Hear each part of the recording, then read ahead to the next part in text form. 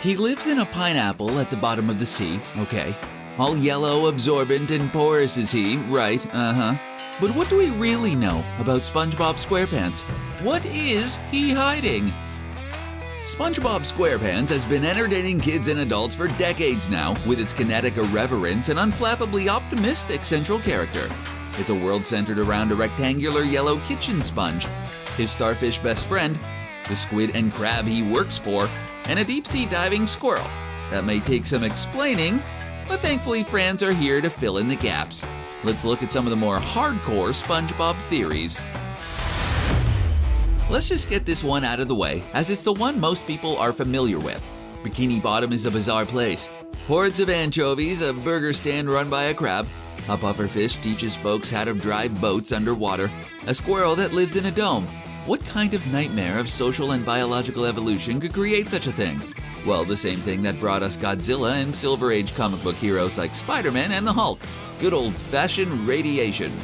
The clue is right there in the name of the town, Bikini Bottom. Situated in the Pacific Ocean between Hawaii and Papua New Guinea are the Marshall Islands, and within those islands is an atoll with a lagoon that the natives call Bikini, which became Bikini as in the Bikini Atoll. After the Second World War, the United States was put in charge of those islands and thought, this is pretty. What would it look like if it exploded? 23 nuclear tests were performed in Bikini Atoll overall, permanently changing not only the landscape but also contaminating the area with radiation for decades still to come. All that radiation will lead to Godzillas and really sincere sponges with a talent for making Krabby Patties. There's an entirely not uncommon thing that happens to just about every series that derives humor from a character who is naive or not always the brightest bulb in the tree. They get dumber over the course of the show. Once you go to the dummy well for humor, well, the character can only get dumber from there. The phenomenon has not escaped die-hard SpongeBob fans. In early seasons, SpongeBob wasn't dumb so much as naive and eternally optimistic. But he appeared to know how the world worked and was even left to explain these things to his friend Patrick. As the show has gone on, however, SpongeBob has seemed to be slower on the uptake. The theory is that the show is out of order. Well, it's less of a theory and more of what creator Steven Hillenberger has said. The first 3 seasons and the first movie all happen after the events from season 4 onward, meaning that season 4 starts a prequel to the first 3 seasons and movie, which is why they don't reflect what happens in the movie. That's totally unfair! Mind blown. SpongeBob and pals aren't the only ones to make their lives in a remote lagoon and have wacky adventures. Once upon a time, a group of mismatched people set out on the SS Minnow for a 3-hour tour. A 3-hour tour. That of course went wrong and they ended up stranded on an island they named after the ship's first mate for some reason, and so they were on Gilligan's Island. The creator later revealed that he based his castaways on the 7 deadly sins, a set of behaviors that will lead people to a life of sin. Sloth is a way of saying lazy, and would be embodied by Patrick. It's not a reluctance to work hard, but not to use his talents like strength. Envy is beyond just thinking your friends have groovy stuff, but feeling like you've been robbed of groovy stuff, like the Krusty Krab recipe that Plankton is so constantly in pursuit of. Lust these days is generally thought of in terms of things adults can do in the dark, but philosophically it's been thought of as having too much love in general. Since SpongeBob loves everybody, like a lot. I love you so much, Gary. Like a problematic amount, then SpongeBob, of course, represents lust. Greed, of course, is an easy concept to understand with Mr. Krabs, who lives for making money. Since Gary, for the most part, just eats, he gets gluttony. Wrath is taking your anger out on others, a particular specialty of one Mr. Squidward. The other is pride. Is a squirrel that's managed to set up a life at the bottom of the sea is a lot to be proud of. Plus, she's from Texas. Hoo-ha! This theory has some big fans, like Tom Kenny, the voice of SpongeBob SquarePants. Don't buy the 7 deadly sins? Well, there's another list of traits that could represent the various characters in the show. The American Psychiatric Association has released a book called The Diagnostic and Statistical Manual of Mental Disorders. It's a book that your friend in Psych 1 is using to tell you what's wrong with you. You know, that book. The theory goes that each of the characters features something in the DSM. SpongeBob's fleeting attention might be the result of attention deficit hyperactivity disorder. Oh, hey, Mr. Krabs. When did you get in here? Or ADHD. Patrick would be developmental disabilities. Plankton, narcissism. Squidward, of course, depression. Even if this theory isn't true, and it would be pretty bleak to build a show that way. The show has spawned scholarly papers that use the show to examine these issues. Who says learning can't be fun, huh? But how about some other habits? Habits that maybe that uncle has we don't like to talk about, huh? That's right, each of the characters represent the effects of various narcotics. SpongeBob would be eating something that makes him hallucinate, for instance. Mr. Krabs and Mr. Puff might inhale something that makes them really intense and a bit cranky. Squidward's always down and might be mainlining something that keeps him that way. Patrick's two-step life of sleeping and eating might be fueled by something he inhaled. Well, you get the idea. Snoop Dogg. One of the most carefully kept secrets in Bikini Bottom is the secret ingredient to Krabby Patties.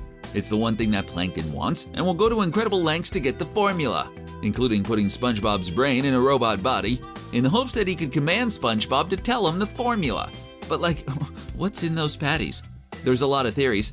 For a really dark sake, there's the theory that Mr. Krabs is selling his own kind crab, or instead, dreaded anchovies. Redditor Cromye, yay, comes in with the theory that in the pilot Help Wanted, Mr. Krabs and Squidward are terrified of the incoming school of anchovies because he's afraid they found out that he's been making his famous burgers out of them. It's only through SpongeBob's grill skills that they're fed the baddies and convinced they don't eat their own kind. So what happens at the Krusty Krab when SpongeBob is riding the hooks with Patrick or stealing Sandy's moon rocket? When Squidward and SpongeBob are on an epic quest to deliver a pizza, who mans the shop? Certainly not Mr. Krabs, he's more of the yell and count the money type. We never see any other employees. It could be because the other employees are unseeable.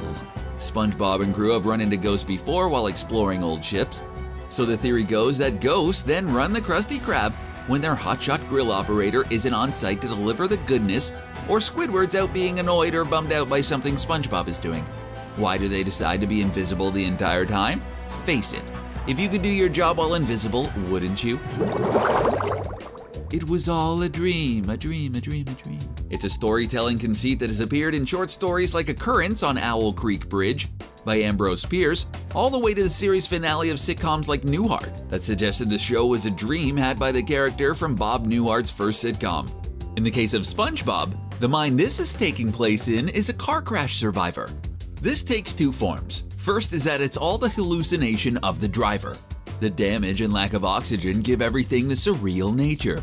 And SpongeBob's difficulty learning to drive comes from the driver's latest failure. The other is meant to speak to the getting dumber issue, that SpongeBob's change in appearance to more square and weird is a result of reconstructive surgery and his behavior is brain damage from the accident. This includes the shift in Mrs. Puff's attitude as she becomes less patient with SpongeBob, the way you would if they drove you into a wall. Since we're on the subject of trying to explain why SpongeBob seems to be getting stupider, there's another theory that revolves around this specific event. In the episode Squilliam Returns, Squidward asks SpongeBob to empty his mind of everything that doesn't have to do with fine dining or breathing. Eager to please and sometimes too literal, we get a look into SpongeBob's brain office, where the order comes down to empty everything out but fine dining and breathing, so they get to work. They're so good at it, they even throw out his name.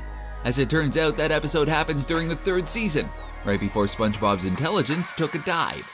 The theory goes that after SpongeBob emptied his brain, he never filled it back up again.